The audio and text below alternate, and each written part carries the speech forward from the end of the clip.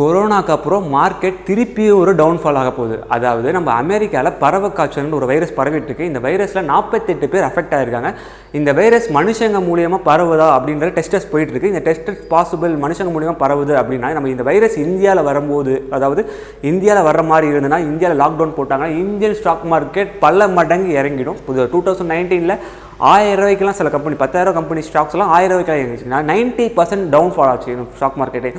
அந்த பட்சத்தில் இப்போது இந்த டைமில் இந்த நியூஸஸ் வந்து நம்ம இந்தியாவில் பரவிட்டு இருக்கு. இந்த நியூஸ் வந்து எந்த அளவுக்கு ஸ்டாக் மார்க்கெட் அஃபெக்ட் பண்ண தெரியல. ஆனால் இந்த வைரஸ் அஃபெக்ட் பண்ணிச்சுன்னா Indian stock market full and full 98% டவுன்ஃபாலாக நிறையவே வாய்ப்பு இருக்குது. அதனால் இந்த மாதிரி டைமில் வந்து செல்லிங்கில் இருங்க, ஷார்ட் பண்ணுங்கள். இந்த வைரஸ் அஃபிஷியலாக இந்தியாவில் வராது, இந்த வைரஸ் வந்து க்யூர் பண்ண மெடிசன் இருக்குது அப்படின்ற பட்சத்தில் நம்ம வந்து பையிங்கில் இருக்கலாமே தவிர இப்போ கொஞ்சம் சேஃபாக தான் ட்ரேட் பண்ணணும். சேஃபாக ட்ரேட் பண்ணுங்கள். இது இன்ஃபர்மேஷன் பிடிச்சிருந்தா லைக் பண்ணுங்கள், ஷேர் பண்ணுங்கள், சப்ஸ்கிரைப் பண்ணுங்கள். தேங்க்யூ.